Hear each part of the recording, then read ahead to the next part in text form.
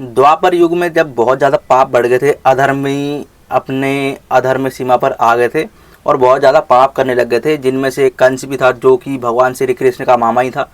कहा जाता है कि जब ये बहुत ज़्यादा पाप करने लग गए थे तो जो भगवान विष्णु थे उनको धरती पर जन्म लेना था, क्योंकि भगवान विष्णु, आप सबकी पता है कि जब भी धरती पर कोई भी संकट छाता है तो भगवान विष्णु जन्म लेते हैं और अधर्म का नाश करके धर्म की स्थापना कर देते हैं।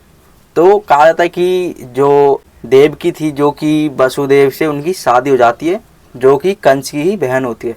अब वहाँ पर भविष्यवाणी होती है कि जो देवकी की 8वीं संतान होगी, कंस, वो ही तुम्हारे मृत्यु का कारण बनेगी। तो जो कंस था, अब वो बहुत ज़्यादा भयभीत हो जाता है।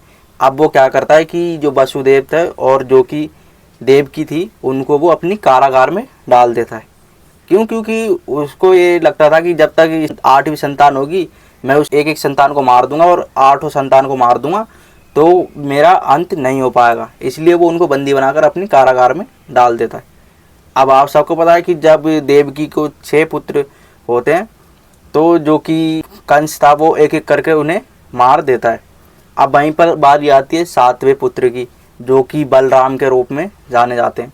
और वहीं पर जब 8वां पुत्र भगवान श्री कृष्ण पैदा होते हैं तो कहा जाता है कि उस समय में जो भगवान श्री कृष्ण पैदा होते हैं तो भगवान श्री कृष्ण, अब आप सबको पता है कि कारागार में पैदा हुए हैं। अब वहाँ पर वो सेफ नहीं है क्योंकि कंस उनके पीछे लगा हुआ है और उसने बाहर पहरेदार भी लगा रखे थे कि जब भी देवकी की 8वीं संतान पैदा हो मुझे फ़ौरन आकर सूचित करो। तो जो कंस के पहरेदार थे वो इसी चीज़ में लगे हुए थे। क्यों? क्योंकि कंस का उस समय में खौफ बहुत ज़्यादा था।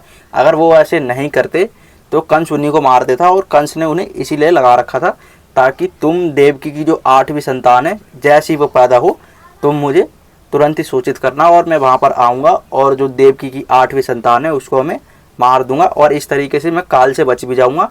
क्यों? क्योंकि अगर भगवान श्री कृष्ण जो 8वीं संतान के रूप में पैदा हुए थे, अगर कंस उन्हीं को मार देता तो जो भविष्यवाणी हुई थी वो एक तो झूठी साबित हो जाती और वहीं पर जो कंस था वो बच भी जाता।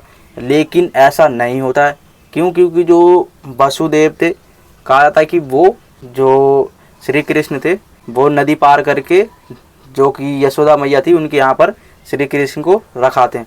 लेकिन क्या आपको पता है कि जब वासुदेव जो कि श्री कृष्ण जब पैदा होते हैं, जब यशोदा मैया के यहाँ पर जाते हैं वो नंद जी के यहाँ पर, उस बीच में उनके दौरान क्या घटना घटती है? अगर आप सबको ये चीज़ के बारे में नहीं पता तो आज हम उसी चीज़ के बारे में बात करेंगे। कहा जाता है कि जैसे ही भगवान श्री कृष्ण पैदा होते हैं तो पहले तो जितने भी पहरेदार होते हैं, क्योंकि जो वासुदेव थे उनको अब नंद जी के पास जाना था ताकि वो श्री कृष्ण को वहाँ सही तरीके से और सेफ्टी से पहुँचा सके। अब लेकिन कहा जाता है कि जितने भी कंस के पहरेदार थे वो तो इसलिए खड़े हुए थे कि जैसे ही श्री कृष्ण का जन्म हो, 8वीं संतान हो देवकी की, कंस को बुलाया जाए, सूचित करे कंस को और वो आके उसका अंत कर दे। लेकिन कहा जाता है कि जैसे भगवान श्री कृष्ण होते हैं, जितने भी पहरेदार होते हैं वो गहरी निद्रा में चले जाते हैं। अब वहीं पर कहा जाता है कि जैसी वसुदेव जी जो कि कृष्ण भगवान को लेकर आते हैं तो कहा जाता है कि वहाँ पर एक गधा होता है, डोंकी जो कि गधा होता है वो वहाँ पर होता और वो बहुत ज़ोर ज़ोर से हैंक रहा होता है।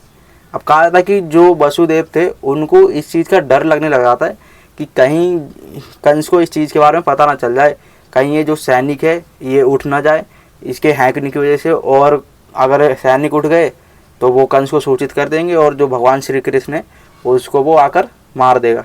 तो कहा जाता है कि जो वासुदेव थे, अब जब गधा हैंक रहा था तो उससे वो परेशान हो गए। कहा था कि उसके पैर तक पकड़ लेते हैं, वो पैर पकड़ लेते हैं वसुदेव जी। अब आप देख रहे हो कि जो भगवान के पिता है, भगवान श्री कृष्ण, भगवान विष्णु के जो अवतार है, उसके जो पिता हैं, अब वो गधे के पैर पड़ रहा है। समय देख रहे हो कितना, मतलब कैसा होता है समय, और किस मोड़ पर लाके खड़े कर दे। इसलिए कहा था कि समय बलवान होता है। अब आप ये चीज़ देखो कि जो वसुदेव हैं वो श्री कृष्ण के चक्कर में गधे के पैर पड़ रहे हैं। कहा था नहीं कि गधे को भी बाप बनाना पड़ता है, जब मुसीबत हो और एक टाइम होता है तो गधे को भी बाप बना लिया जाता है।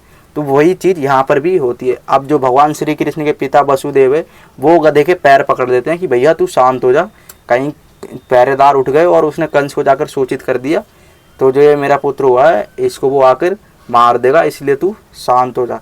तो कहा जाता है कि वसुदेव जब उस गधे को शांत कराते हैं उसके बाद ही वो नदी पार करके नंद गांव जाते हैं और वहाँ पर जो नंद जी होते हैं उनके यहाँ पर श्री कृष्ण को रख के आ जाते हैं।